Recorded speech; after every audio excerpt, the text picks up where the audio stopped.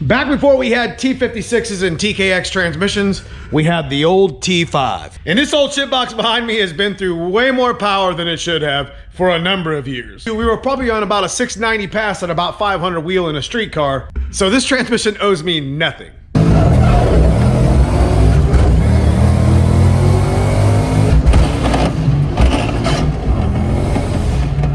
Today, we're gonna be going through this to see how much damage is in it and see what we can do to rebuild it. And by the end of the video, I'm gonna show you some of the goodies that are here on the floor that we're gonna beef it up and we're gonna send it again. So if you like some old school relatable 1990 content and getting back into the whole T5 transmission deal, this video is for you. Let's get busy.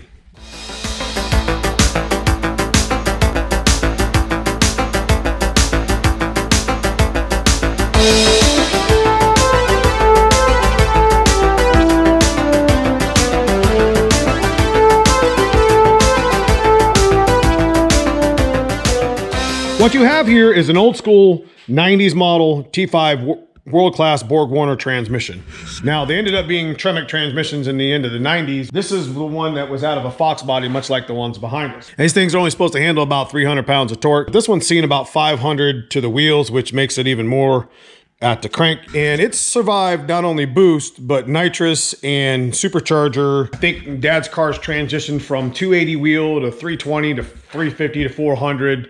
450, it's had a number of mods. The T5 transmission has always been a pretty strong transmission and it will survive behind power depending on how you drove it. But we broke it pretty good this time and we're gonna open this up and I'm gonna show you some of the internal parts that made this transmission successful. But let me start getting this thing apart here on the channel. We're gonna go over to our T5 bench as we're gonna transition into something better. And some of the parts behind me on the floor over there hasn't been sold in a long time.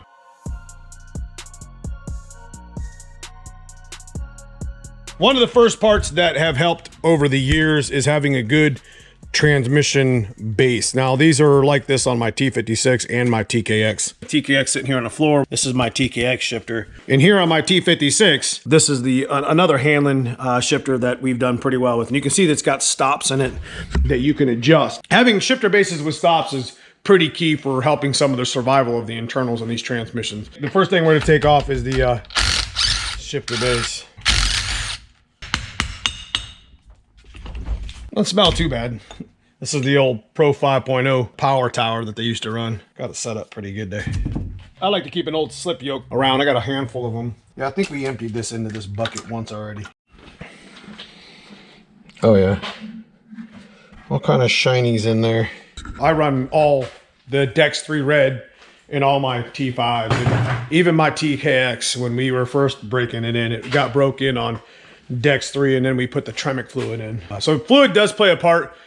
Changing your fluid often in a T5, at least once a year, pretty good maintenance. That'll help quite a bit. Go ahead and take this retainer off. This is also one of the pieces here that definitely help with the strength of a T5 is a steel retainer. It's a nice piece that we've been using on our T5 rebuilds for a number of years. This thing is key and essential along with one of the support plates that we have inside that I'll show you here in a second.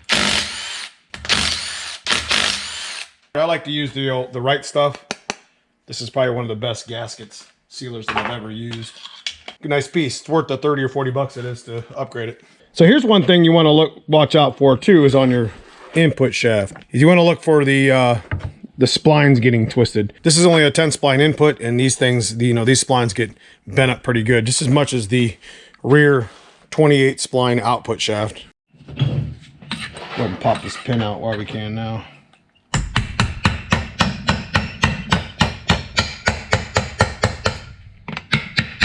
All right, so next we're going to take the tail shaft off right here. I use blue Loctite on these.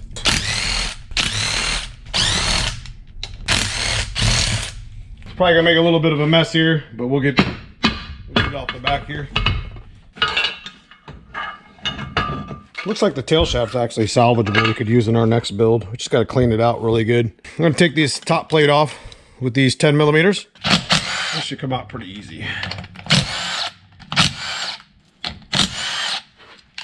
All right, we'll use a screwdriver, get in here and get this. Told you, man, that stuff is good, that right stuff. All right, here's the moment of truth that we've been waiting for. how bad we got this thing inside. Definitely crunched up, that's for sure. Obviously it got third. Third's usually what you break in T5. And then when third breaks, it crunches the counter. This transmission was put together with literally boxes of spare parts that we've had laying around. You know, things that I wouldn't sell to a customer when I would rebuild a transmission. So if it had like a chip on the second gear, or, you know, the input shaft was, and you can see this one's sharp. I'll show you here in a second. Matter of fact, I'll just pull it right out now. You can see how sharp this input shaft is. Look at how much heat's on it. See that? It's not supposed to be sharp. Here's another known good input shaft. You can see the difference. Not a lot of heat layover on it. This, I would definitely run this input again. And it just looks like the counter in third, which is a big win here. This thing shifted so well all these years. Definitely be reusing these synchronizers. Top plate looks pretty good. We're gonna be looking for cracks in the forks, and we'll actually take this top plate apart and check this rod to make sure this rod is straight. Let's check out second gear here. Looks to be in pretty good condition here. This didn't get busted, so that's good. Check out first gear. First gear looks good too. So we definitely crunched this to T5 up pretty good, trying to run so much power through it. Dad's car was a naturally aspirated build a long time ago before it had any sort of boost on it. I think we started messing around with the entry-level Vortec. I think it was a B trim. It made like 320 wheel. We eventually did a comparison video where it was nitrous versus supercharger, and I think the supercharger made 350. And then we put a turbo kit on it with a speed density. It made 390. And then we mass air converted it, and we were able to pick up a whole 70 or 80 horsepower on it. So it was about time for that T5 to exit chat to begin with. But we're not mad at it. It owes us nothing. And to be honest with you, there's not a whole lot of damage there. It's a counter shaft, a third, and input probably needed to be replaced years ago anyway. So considering how old this thing was and how it was put together with hopes and dreams. If I'm breaking stock parts that I can fix myself, and we're having a lot of fun with them and getting a little bit of longevity out of them, that's a win, man. That's the type of fun that I like to have. I've been having here on the channel for a number of years. If you start making a little bit more power than 400 wheel, you should start considering going into like a TKX build. This is the TKX for the black car. This transmission's seen every bit of 850 to 900 to the wheels, which is well over 1,000, specifically torque. And when you start outgrowing a TKX, you should really consider about, you know, stepping up to a T56 Magnum like we have here on our 363 stroker. But we're keeping it relatable here on the channel. This is the next step that we're about to talk about here, and this will be in our next video when we actually put that transmission back together. We're gonna put this one together. This definitely was not a fancy high dollar build. It was something that we salvaged using extra parts that we had laying around, and we're pretty happy with the way it has performed. This has a rear support plate. We've been running in our T5s for a number of years. This is really super important, along with the retainer, making sure it's fresh synchros and shimmed up nice and tight. Run a pretty good clutch with it that slips a little bit, but not too aggressive. Run a decent tire on it, and a T5 will probably last a lot longer than you think. You can make a T5 last behind some decent power, at least to enjoy the car, miles per gallon, and get out there and enjoy it and have some fun. Here's another shot of that counter support plate, and you can see how thick this is. That's helped keep the counter from actually moving around. And this here is the stock garbage that's actually put in those T5, and you can see how that would definitely not hold up very well. We did get a transmission along with our deal with the parts over here on the ground. And this is also another rebuild. Same type of transmission, same year. And guess what gear went out in it? Took out counter, took out third. If you can keep in mind that the transmission's third gear is pretty weak and you can baby it a little bit, it'll survive. Okay, as promised, before we exit the video, one of the biggest things that T5s actually suffer from is case flex. But this is an old school piece from the 90s. They haven't made this in a long time. This is a G-Force T5 case.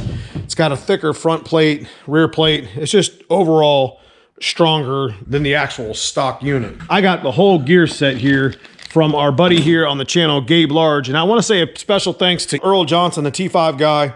If you're looking to get a T5 rebuilt or inquire on one, he definitely knows what he's been doing. He's been doing it a long time. And thankfully he had a G-Force case hiding. This is like the only Ford case he had left.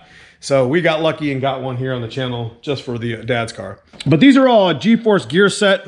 And we'll be going over this more in the next video, more of what's going on in here. And you'll start seeing some of the differences between the gears. But this is where we're headed. Now, this is something before we had T56s and we had TKXs. I mean, we had the 3550 transmission, which is pretty much the only upgrade. Or you just went with an Astro or G-Force T5 and a stronger gear set. I've always wanted to build one of these transmissions a number of years ago. Now we get a chance to do it right here on the channel with you and make it relatable with Dad's car, turn the power up a little bit, maybe try to get that 1080 pass to beat out Project Hot Wheels. But if you guys enjoy this sort of content here on the channel, make sure you leave me a comment below. I've went through a number of T5s in my past, and this specific one's been through probably 3 rebuilds, but it's done its job for what it needed to do. So what we got next for Dad's car, we're gonna find another counter shaft, which we have over here in one of these boxes. We'll just find another replacement 3rd gear, and I know I have an input shaft here somewhere. So we'll be able to just clean this thing up and put it back together and have it as a spare. We're gonna do the same thing with this extra transmission that we got from our buddy Gabe Lard. But the next video, we're gonna be building a 500 horsepower, old school 1990s G-Force gear set, G-Force case, which is going to be super fire, and I'm going to enjoy the shit out of that because I heard these things shift pretty badass when you get it under load. So if you guys enjoy this sort of content, leave me a comment below like I had mentioned, and check out that join button, become a member of the channel. It helps to go to do things like this and bring the content to you. If you haven't subscribed already, consider subscribing. I love y'all. I'll see you in the next one. Thanks for watching.